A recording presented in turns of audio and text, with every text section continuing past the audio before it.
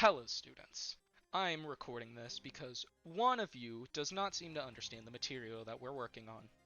Well, now, I'm not gonna say any names because that would disrespect the person that we are talking about here, and I would not want to call anyone out. But today we're gonna be covering some basics in the Create mod. So let's get into that.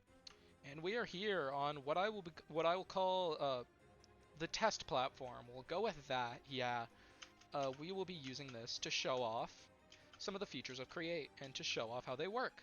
Because again, one of you doesn't seem to understand how it works. Again, not saying any names, who you are, but let's just get into this. To start, we're going to start with the most basic part of Create, generating torque. I think that's what it's called. I'm not checking though, because that's a lot of work. Let's start with the most simple way of doing, one of the two very simple ways of doing this, and that's with the water wheel. You know, I probably should have grabbed the materials before this. Cutaway gag, go! This isn't Family Guy. Whatever. Okay, and we are back. I have everything I need. I forgot to last time because I'm a little stupid. So what we're going to be doing is the water wheel. I already explained that, but shh, no one needs to know. So we'll be using this stressometer and the speedometer to demonstrate how much energy the water wheel makes. I believe... I don't actually know if the flow of the water actually matters anymore.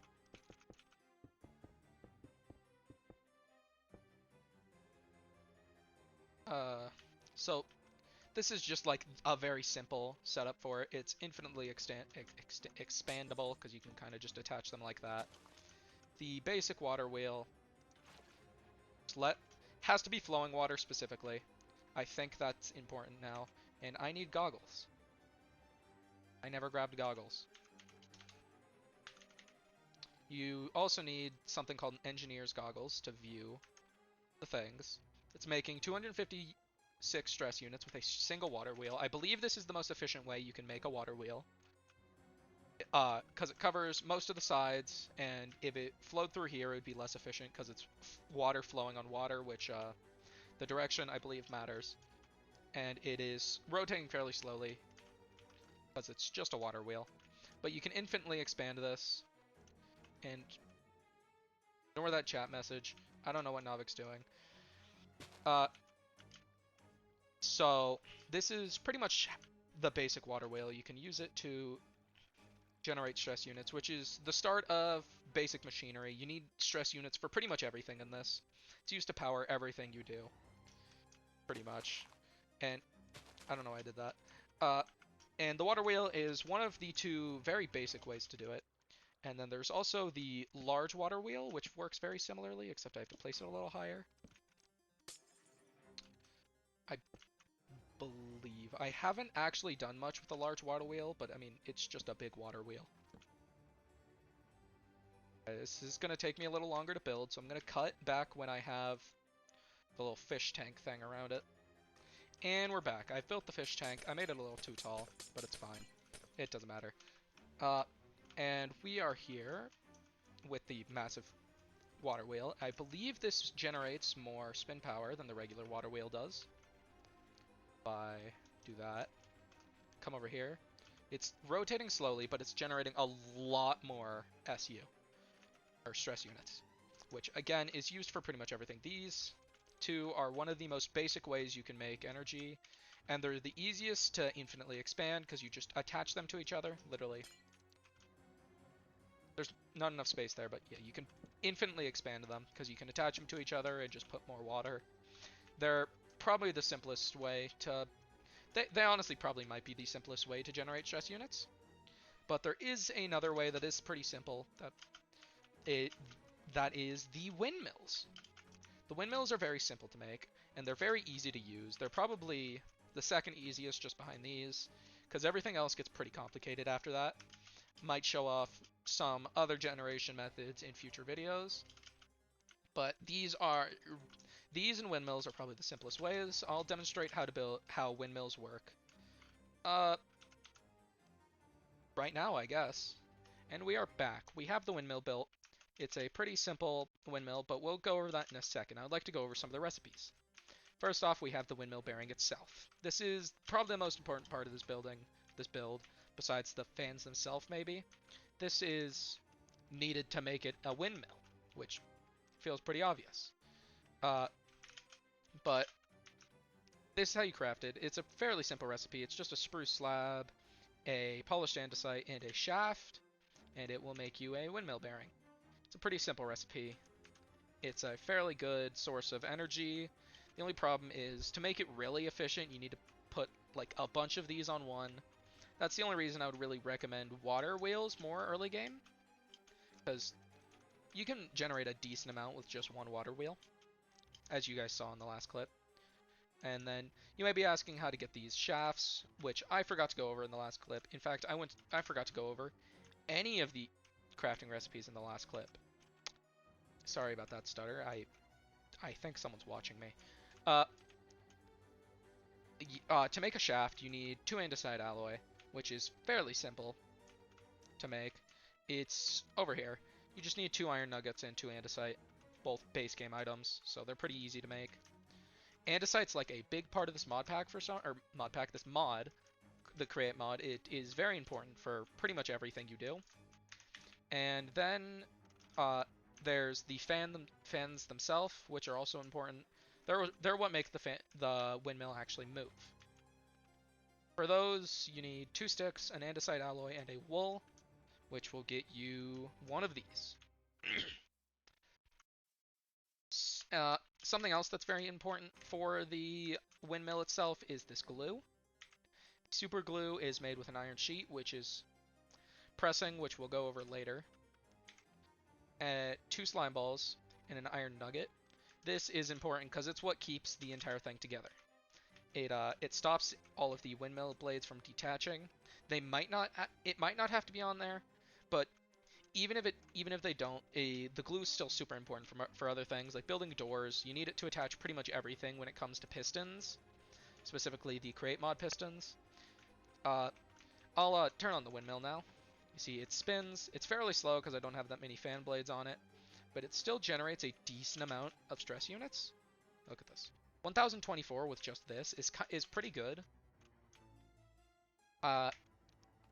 It's a little harder to make than the water wheels, which, speaking of, the water wheels are fairly simple to craft. Yeah, you just need a shaft and 8 wooden planks for the regular, and then just 8 more wooden planks for the large, which is really easy. And then you just need water, which is pretty simple. But these require a bit more. I'll get into these gearboxes at a later date. They're a little more difficult to create.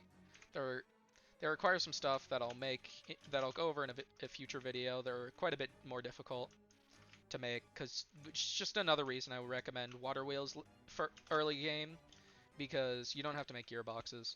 You don't have to make them for these, but you'd either have to have these embedded in the floor facing downwards, or have all of your stuff that you need floating. So it's honestly probably better to start with the water wheel, even if you do make less energy.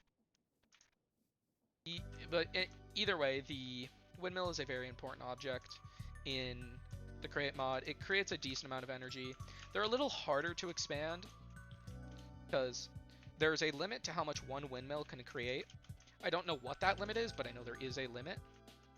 But meanwhile, the water wheels, as I showed off earlier, are very easy to expand. You can just do that. They're pretty simple. With these, you have to build extra windmills, and you have to attach them. And sometimes, with certain windmills, sometimes you have to use several gearboxes to get them spinning the right way, if you want to connect them all to the same source, depending on how you're using the windmills. And yeah, that's pretty much it for the windmills. I think I believe that's everything for the windmills. We'll move on to the next thing right about now. And I'm back. I've decided to go into the next part, which will be the mechanical press. This part's very important because, well, as you saw, you need it to make glue, which I already explained why that's important. You need it for pretty much everything important in the Create mod. I just said important like 6 times.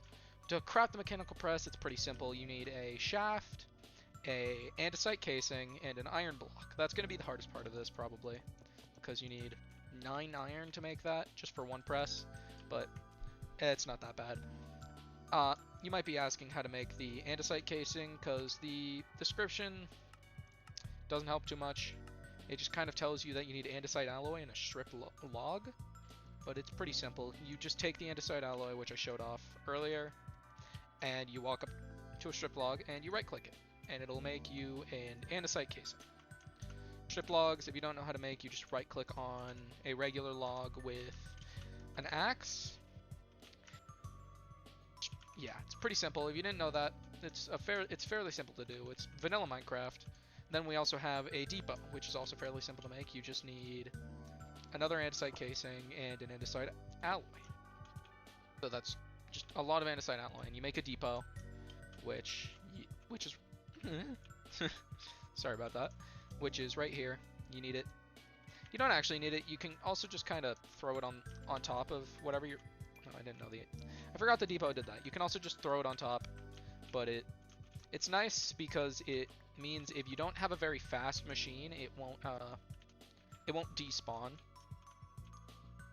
And on that topic, just because I don't feel like building a massive water wheel, I have here a creative motor, which if you couldn't tell from the name, you get out of creative, and it automatically generates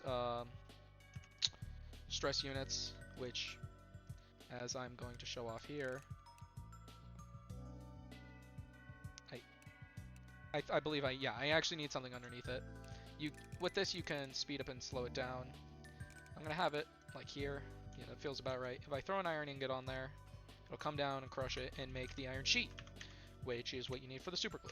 This is used for a whole bunch of other stuff as well, but I felt it would be a good idea to show this off because of what I'm about to go into, which is a very basic automated farm, being the wheat farm. We're going to go into how to make a wheat farm. It's a fairly simple process, but we'll get into it. And I needed to show this off first, because you need some stuff that you need to press to make it. So let's get into that. And we are back. Again. I'm not going to play that song. I don't want to get copyrighted. So we're on to the simple wheat farm. As you can see, there's no wheat on it right now. I'll get to that in a second. To start, we're going to make a mechanical harvester, which is the main part of this. There is another part that is important, but the mechanical harvester is what really makes this work, just like at all. It's 4 andesite alloy and 2 iron sheets, along with 1 andesite casing, which gets you a mechanical harvester, which is what actually picks up and replants the wheat itself. And then you also are going to need a mechanical bearing, which has a very similar recipe to the windmill bearing. It's a slab of any kind, an andesite casing, and a shaft. The only difference is that andesite casing is just polished andesite in the windmill bearing. Yeah, it's a pretty simple recipe. This is set up pretty simply. You have two moving chests, or they're just large chests. They're called moving chests because they're moving. You need a circular area of where you're going to plant your wheat, of tilled land, and some water, obviously, to keep it wet. And the mechanical harvester is up front. You can make it bigger if you want to. I made it fairly small so that I can demonstrate how it actually works. I would stop it to show you everything, but if I did stop it, some of the till would break. I'm using a creative motor underneath this to make it spin. Just so you know, you do need stress units for this to work. Here, right here. You do need stress units for it to work. I'd recommend it moving fairly slow, because that'll let you it'll let the wheat grow. it doesn't really matter too much because it doesn't break unless it's actually fully grown wheat. Here, I'll just plant wheat, demonstrate how it works. I have the tick rate really high, mostly because one of my friends set it really high, but it works for the demonstration, so. I just cover this in wheat seeds. This really works with any plantable, well, plant. It's a fairly simple farm. Works on literally anything that can be planted like this. And it works on sugarcane too, I believe, but you have to have it set up a little bit because sugarcane needs water next to it to grow. They're leaving. They're disappearing from the call. And yeah, as you can see, these people need to stop leaving and joining. I don't know why it's going down here, but yeah. The wheat and the seeds will go into here. They automatically get replanted. And it's just automatic wheat farm, or anything you want to put in there. It works with carrots, potatoes, beets if you want for some reason. Pumpkins, I think, would work a little different, but it would still work, I think. And I believe that will end class for today. We learned quite a bit about the basics of Create. And I feel like that's sufficient for your first lesson, your first relearning of the lessons, since someone seemed to forget all the material. I don't want to call anyone out. I'm not going to say any names, because that would be rude to them.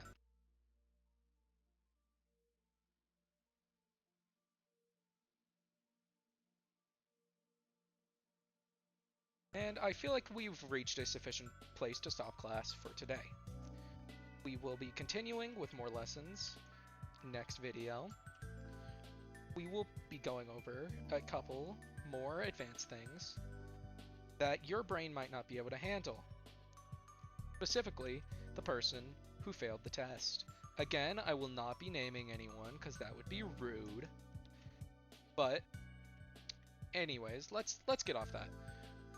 I would like to thank all of you for participating in today's class. And this will be Professor P out.